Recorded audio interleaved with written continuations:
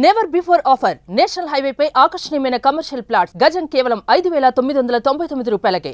ప్రముఖ న్యాయవాది రమ్య గారు ప్రస్తుతం మనతో పాటు స్టూడియోలో ఉన్నారు. ఒకసారి కొన్ని ఇష్యూస్ మీద ఆమెతో మాట్లాడదాం. నమస్తే అండి. నమస్తే అండి. రమ్య గారు, జనగాంలో ఒక ఇన్సిడెంట్ అండి. ఒక అమ్మాయిని ప్రేమ పేరుతోటి మోసం చేసి ఆ అమ్మాయిని శారీరకంగా యూజ్ చేసుకున్నదే కాకుండా తనకు సంబంధించినటువంటి 10 మంది ఫ్రెండ్స్ని తీసుకొచ్చి ఆ అమ్మాయిని మాయమాటలు చెప్పి కారులో ఎక్కించుకొని తీసుకుని వెళ్ళి మాట్లాడదాం రమ్మని చెప్పి తీసుకుని వెళ్ళి 10 మంది కలిసి గ్యాంగ్ చేసిన తర్వాత ఆ అమ్మాయి భయపడిపోయి చెప్పలేదు. మళ్ళీ అందులోనే నుంచి ఇంకొకడు నేను నీకు లవ్ చేస్తున్నాను అని చెప్పేసి ఆ అమ్మాయిని గోవాకి తీసుకెళ్ళి మళ్ళీ అక్కడ అమ్మాయిని శారీరకంగా హింసించి లైంగిక దాడి చేసి తిరిగి తీసుకొచ్చిన తర్వాత ఆ అమ్మాయికి తట్టుకోలేక తల్లి తండ్రి ఎవరు లేరంట. అమ్మాయికి ఒక చిన్న పిన్ని ఉందంట. ఆ పిన్ని దగ్గర పెరుగుతుంది. ఆ అమ్మాయి ఆవిడకి వెళ్ళి చెబితే ఆ తర్వాత కేసు పెడితే ఇప్పుడు మొత్తం అందరిని అరెస్ట్ చేశారండి. ఈ కేసులో ఎలాంటి శిక్షలు ఉండబోతున్నాయి? ఎందుకంటే ఒక ఆడపిల్లని నమ్మించి మోసం చేయడం అనేది ఎంత నేరం అసలు. మీరు ఎందుకు షాక్ అవుతున్నారు? ఈ విషయం మీకు తెలిసింది కాబట్టి షాక్ అవుతున్నారు, బయటకు వచ్చింది కాబట్టి షాక్ అవుతున్నారు. 10 మెంబర్స్ గ్రూప్ ఆఫ్ క్రైమ్ జరిగింది కాబట్టి షాక్ అవుతున్నారు. ఈ వీడియో ద్వారా రిక్వెస్ట్ అండి, మ్యాక్సిమం మేము చూస్తున్న కేసుల్లో లవరో బాయ్ ఫ్రెండో ఫ్రెండ్స్ న్యూడ్ ఫొటోస్ కానీ ఎవరన్నా తీసి బ్లాక్మెయిల్ చేసి ఇంకొకరితో పడుకోండి అన్నప్పుడు దయచేసి ఆ స్టేజ్లోనే కట్ చేయండి. మీ గురించి ఎక్కడ ఇన్ఫర్మేషన్ ఉండదు. మీ పేరెంట్స్కి ఇన్ఫార్మ్ చేసి ఇమ్మీడియట్గా పోలీస్ స్టేషన్కి వెళ్ళి మీరు కంప్లైంట్ ఇస్తే కనుక మిమ్మల్ని మీరు ప్రొటెక్ట్ చేసుకోగలుగుతారు. ఎవ్వరూ సోషల్ మీడియాలో పెట్టరండి, అది జరిగే పని కాదు. పెట్టాడా వాడు గొయ్యి వాడు తీసుకున్నట్టే లెక్క. పైగా ఇప్పుడు ఏఐ వచ్చింది, ఆ అకౌంట్లోకి దోసేయచ్చు. ఎందుకంటే ఏది నిజమో ఏది అబద్ధమో కూడా తెలుసుకోలేని పరిస్థితిలో మనం ఉన్నాం. కాబట్టి ఆడపిల్లలు ఇలాంటివి ఏదైనా జరిగితే ముందు పేరెంట్స్ ప్రొటెక్షన్, తర్వాత పోలీస్ ప్రొటెక్షన్, లీగల్ ప్రొటెక్షన్ తీసుకోవడం చాలా బెస్ట్. దీనివల్ల సగం మంది పేరెంట్స్ సపోర్ట్ చేయరేమో భయంతో ఎవరికి షేర్ చేసుకోకుండా ఈడు కాకపోతే ఈడు కదా, సరే ఇంక ఈడితో ఆగిపోద్దేమో ఇంకోటితో ఆగిపోద్దేమో అని ఇలా వెళ్ళే ఇంత నెత్తి మీదకి తెచ్చుకోవడం జరిగింది. మన గొయ్య మనమే తవ్వుకుంటాం అంటారు చూసారా. లేడీస్ చేస్తున్న ఫ్రీడమ్కి సంబంధించి ఇంత దరిద్రమైన కల్చర్లో సొసైటీలో మనం ఉన్నాం. మేబీ మన జనరేషన్, మన ముందు జనరేషన్కు క్రైమ్ అంటే ఎవరో మనం అది అర్ధరాత్రులు వెళితేనో లేకపోతే తెలియని వ్యక్తులు ఎక్కడైనా గబుక్కుంది లటక్కని తీసుకుని వెళ్ళిపోయి అలాంటి స్టేజ్ నుంచి మనకి తెలిసిన వ్యక్తులు, మనకున్న పరిచయం ఉన్న వ్యక్తి, మన ఫ్రెండ్, మన కొలీగు, మన లవర్. మనం లవర్ అంటే ఎవరు నమ్మి ఇంకా జీవితకాలం అతనితోనే ఉండాలి అనే ఒక ఫీల్. అది లవ్ అనేది ఒక అద్భుతమైన ఫీల్. ఆ ఫీల్ నుంచి దగ్గరికి దిగజారిపోయిన స్టేజెస్ ఇవి. సో వీళ్ళు ఎలా వెళ్ళాలా, వీళ్ళు ఎట్లా ఎందుకు చేశారు అనటానికి లేదు. మనం నిర్భయ కేసు మాట్లాడినప్పుడు ఎందుకు వెళ్ళారు అర్ధరాత్రి బస్సులో అన్నారు ఒక వర్గం వాళ్ళు, ఇంకొక వర్గం వాళ్ళు అసలు అలా చేయకూడదు కదా అనేది ఒక వర్షన్. అంతే. వాళ్ళ పర్సనల్ లైఫ్లో మన సొసైటీలో బతుకుతున్నప్పుడు కొన్ని కట్టుబాట్లు ఇవి కంపల్సరీ. ఈరోజు నా ఇష్టం వచ్చినట్టు నేను బతుకుతానని ఎవరికాలం అనేసుకుంటే నిజంగా అలాగే వదిలేద్దాం ఒక సెకండ్. అమ్మాయిలు వాళ్ళు ఇష్టం వచ్చినట్టు వాళ్ళు బతికేయండి, అబ్బాయిలు వాళ్ళు ఇష్టం వచ్చినట్టు బతికేయండి, సొసైటీలో ఎవరు విచ్చలవిడిగా తిరిగేయండి అంటే ఎవరు బలవంతుడో బలహీనుడిని చంపుకుంటూ పోతాడు. అది ఆస్తుల కోసం కానీ, కబ్జాలు కానీ, మనిషి కానీ ఆడికి ఏదైనా ఫీలింగ్ వచ్చిందంటే ఎవరు బలవంతుడు? ఎప్పుడు జెంటే ఫిజికల్గా మాట్లాడితే. లేడీస్ తెలివితేటలతో ఉండగలుగుతారు, షార్ప్గా ఉండగలుగుతారు, ఎంత ప్రాబ్లంనన్నా తట్టుకోగలుగుతారు. కానీ ఈ సొసైటీలో బతకాలంటే అందరం ఈక్వల్ రేంజ్లో బతకాలి కాబట్టి మనం కొన్ని కట్టుబాట్లు పెట్టుకుంటాం. అవి ఈ రోజున ఎలా అయిపోతున్నాయంటే అది ఫైనాన్షియల్ ఫ్రీడమ్ కానీ, ఇంకొకటి కానీ, ఎడ్యుకేషన్ కానీ, వ్యక్తిగత స్వేచ్ఛ విపరీతంగా వెళ్ళిపోవడం. ఈ క్రైమ్ పర్సంటేజ్లో ఇవి ఇప్పుడు ఏమి మాట్లాడుతున్నామో రెండో మాట రాకూడదు, రెండో మాట వచ్చేలాగా చేసుకున్నాం ఈ రోజున సొసైటీలో. ఈ అమ్మాయి ఎందుకు అతనితో వెళ్ళింది, ఆ ఫస్ట్ అతనే అలా చేసినప్పుడు అసలు ఫిజికల్ రిలేషన్ ఎందుకు, నెక్స్ట్ ఫ్రెండ్ పిలిచాడు వాడితో ఎందుకు వెళ్ళింది, 2-3 ఫిజికల్ రిలేషన్ ఎందుకు, ఇవన్నీ క్వశ్చన్స్ వచ్చేసాయి. ఇవి 30-40% లేడీస్ యొక్క క్యారెక్టర్ని దిగజారుస్తుంది.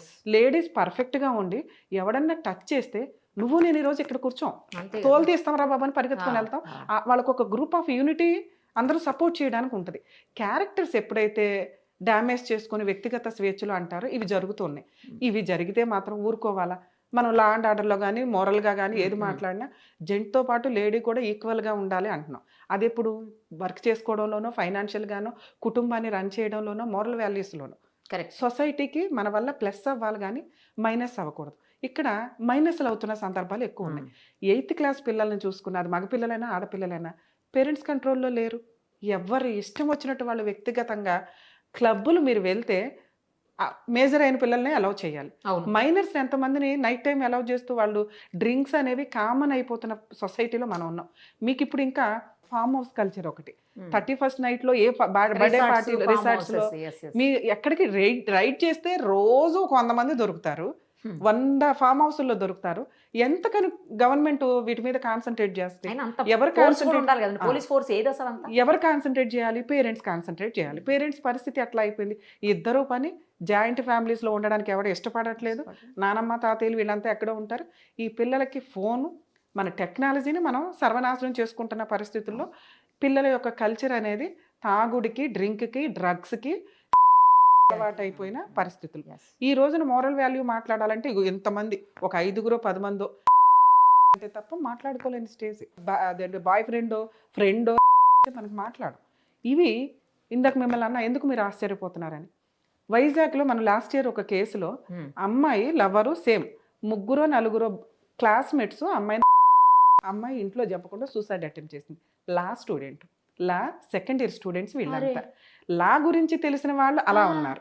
రీసెంట్గా నేను ఒక కేసు మాట్లాడానండి. ఒక డాక్టర్ అమ్మాయి MBBS ప్రాక్టీస్ కంప్లీట్ అయ్యి PG చేయడానికి ఎంత డిప్రెషన్లో ఉందంటే, ఎందుకమ్మా ఇంత డిప్రెషన్ ఏంటి అంటే, ఫ్రెండ్స్, పెద్ద బాయ్ ఫ్రెండ్ కూడా కాదు, వీళ్ళ ఆలోచన ఎట్లా అంటే ఈరోజు రెస్టారెంట్ ఫుడ్ ఎట్లాగో అలా.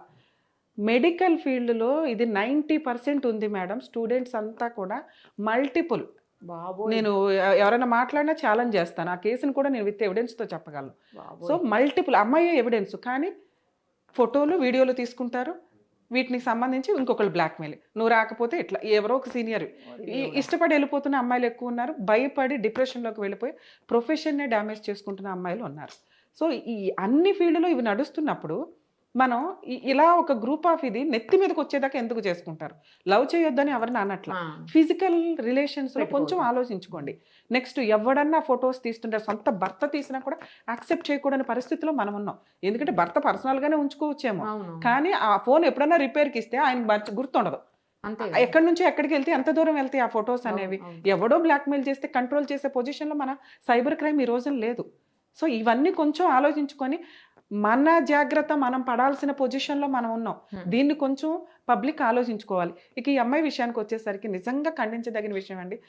ఎంత మగపిల్లల ఆలోచన విధానం ఎంత క్రూయల్గా ఇదవుతుందంటే, ఈజీగా అమ్మాయిలు దొరుకుతున్నారు, అయినా ఏదో ఒకటి కొత్తగా, ఏదో ఒకటి క్రైమ్గా. మనం ఆ మధ్య ఒక మెడికల్ అమ్మాయి డాక్టర్ని అందరూ కలిపారు. ఎవరు చేస్తారో ఎంతవరకు తెలియదు, కానీ ఆ విషయం అక్కడికక్కడ సప్రెస్ అయిపోయింది. గవర్నమెంట్ కూడా సపోర్ట్ చేసే స్టేజ్లో ఆ కేసు ఉంది. సో మెడికల్ ఫీల్డ్లో కానీ ఏ ఫీల్డ్లో కానీ మనం చూసుకున్నా మ్యాక్సిమం ఇవి ఎక్కువ నడుస్తున్నాయి. ఆడపిల్లలు వాళ్ళ జాగ్రత్తలో వాళ్ళు ఉండడం బెటర్. ఇలా మగపిల్లల విషయం ఇంకా జాగ్రత్త పడాల్సింది ఎవరంటే మగపిల్లలకు సంబంధించి. ఈ మగపిల్లల తల్లిదండ్రులు, ఆ పిల్లల ఆలోచన విధానం ఎక్కడికి వెళ్తుంది, ఎంత దరిద్రంగా ఆలోచిస్తున్నారు. ఎవ్వరు కూడా 8 or 9 అయితే రూముల్లోకి వెళ్ళిపోతారు. ఎవరి కాళ్ళకి పర్సనల్ రూమ్స్, ఫోన్లు పట్టుకొని కూర్చొని ఉంటారు. ఎంత దారుణంగా ఆలోచిస్తూ ఉండొచ్చు. ఒక ఫోన్ చేతిలో ఉందంటే, ఒకప్పుడు ఒక చిన్న స్వాతి బుక్లో ఫస్ట్ పేజీ చదవాలంటేనే సిగ్గుపడిపోయే పొజిషన్ నుంచి బూత్ అంతా ఫోన్లో చూసుకుంటూ పర్సనల్ ల్యాప్టాప్లు, పర్సనల్ వీటిల్లో మనం ఉన్నాం. సో వీటిని కంట్రోల్ చేసి మీ పిల్లల భవిష్యత్తు నాశనం అవుతుంది. ఇప్పుడు ఈ 9 మంది 10 మంది కోర్టుల చుట్టూ, జైలు చుట్టూ తిరగాలిగా. అదేమన్నా పెద్ద సింహాసనం? వీళ్ళు వెళ్ళి కోర్టుల చుట్టూ తిరగడానికి ఏమన్నా అవార్డు తెచ్చుకున్నారా, ఏమన్నా మెడల్ తెచ్చుకున్నారా? దరిద్రం. సొసైటీలో వీళ్ళ ఫ్యామిలీస్ అంతా సఫర్ అవ్వాల్సిందే. అమ్మో, వీళ్ళు ఈ తల్లిదండ్రులు చెప్పే మాటలు, స్త్రీలు ఎవరైతే మదర్స్ ఉంటారో ఎంత దారుణంగా చెప్తారంటే, అమ్మో మా అబ్బాయి అసలు చాలా మంచోడమ్మా, అమ్మాయి ఎగబడింది. ఇలా ఒక అమ్మాయి మీదకి తోసేయడం అనేది చాలా ఈజీ అవుతుంది. అమ్మాయి ఎప్పుడు టార్గెట్. సో అందుకు నేను అనేది, అమ్మాయిలు జాగ్రత్తగా ఉండండి దయచేసి. మీ ఫీలింగ్స్ని మీరు కంట్రోల్ చేసుకోండి. కెరియరు, చదువు ఎక్కడో సంఖ్యలలో నుంచి తెంచుకొని బయటకు వచ్చినప్పుడు ఆ ఫ్రీడమ్ని మిస్యూజ్ చేసుకోకుండా ఉంటే నీ తల్లిదండ్రులు తలెత్తుకొని ఉంటారు. ఈరోజు నీ 10 మంది అబ్బాయిలకి ఆ ఆలోచన వచ్చి వాడు కోర్టుల చుట్టూ తిరగకుండా ఉంటారు. ఇక అబ్బాయిలకి సంబంధించి, అరే బాబు మగపిల్లల్ని కాపాడలేక చేస్తున్నాం, మళ్ళీ ఇలాంటి కేసులు వచ్చినప్పుడు, ఇలాంటి విధానాలు వచ్చినప్పుడు వీళ్ళ ఆలోచన ఎందుకు కాపాడాలి వీళ్ళని? వీళ్ళ ఆలోచనే కొంచెం స్వేచ్ఛ ఇచ్చామంటే కిరసనాలు పోసి తగలేసే స్టేజ్లు మగపిల్లల ఆలోచన విధానాలు అనేవి. సో వీళ్ళని తల్లిదండ్రులు ఇంకొంచెం ఇంకా ఎక్కువ జాగ్రత్తగా చూసుకోండి. ఎందుకంటే వీళ్ళు చేసే క్రైమ్ వల్ల ఒక ఆడపిల్ల జీవితం నాశనం అవుతుంది. మనం ఒక సాంప్రదాయంగా మాట్లాడుకుంటే, పద్ధతుల గురించి మాట్లాడుకుంటే పాపం అనే ఒక వర్డ్ ఉంటుందిగా. మరి పొద్దుట వెళ్ళి పూజలు చేసేస్తారు, ఏ ఫ్రైడే చూసినా, ఏ సాటర్డే చూసినా గుడుల నిండా వీళ్ళే ఉంటారు, ఈ యూతే ఉంటారు. సో ఈ క్యారెక్టర్స్ అనేవి అక్కడికి వెళ్ళి కొబ్బరికాయలు కొడితేనే కాదు, మనలో మార్చుకుంటూ ఉండాలి. పిల్లలకి అవి నేర్పించండి దయచేసి. ఇక ఈ కేసుల్లో అంటే పనిష్మెంట్ చాలా సీరియస్గా ఉంటుంది మేడం. యాక్చువల్గా 10 members అంటే ఆ అమ్మాయిని ఒక్కసారి అమ్మాయి అవునండి వీళ్ళు పెద్దగా ఎవిడెన్స్లు కూడా అమ్మాయి ప్రూవ్ చేసుకోవాల్సిన అవసరం ఉండదు. అంత స్ట్రాంగ్ కేసు 376 ఇప్పుడు బిఎన్ఎస్ యాక్ట్ ప్రకారం మారిన చట్టం ఏదైతే ఉందో ఇంకా స్ట్రాంగ్గా ఉంది. వీళ్ళందరూ అరెస్ట్లో ఉంటారు, కొంతకాలం జైల్లో ఉండాలి, ఆ తర్వాతే బెయిల్ వస్తుంది. తర్వాత వీళ్ళ దగ్గర అమ్మాయి చెప్పే ఎవిడెన్స్ని బట్టి వీళ్ళ ఫోన్ రికార్డ్స్ అన్నీ డిలీట్ చేసినా కూడా బ్యాకప్లు తీస్తారు. సో అవన్నీ కూడా కోర్టుకి సబ్మిట్ చేసినప్పుడు సివియర్ పనిష్మెంట్లో పడతాయి. కర్మ ఏంటంటే పరువు అనే ఒక మాటతోటి మ్యాక్సిమం లేడీస్ ఆ వీడియోలు ఫోటోలు తీసే వాళ్ళకి ఎవరైతే ఉంటారో ఇలాంటి కేసులు చాలా స్ట్రాంగ్ సీరియస్గా ఉన్నాయండి. మ్యాక్సిమం ఈ జడ్జిమెంట్స్ గురించి కూడా మనం మాట్లాడుకోగలిగితే అలాంటి పెంచిన తల్లిదండ్రులు మగపిల్లల తల్లిదండ్రులకు బుద్ధి వస్తుందని నా ఉద్దేశం. ఎగ్జాక్ట్లీ పర్ఫెక్ట్గా చెప్పారండి. మీ చెప్పిన అన్ని 100% 100 1000% కరెక్ట్. థ్యాంక్ యూ అండి. Thank you.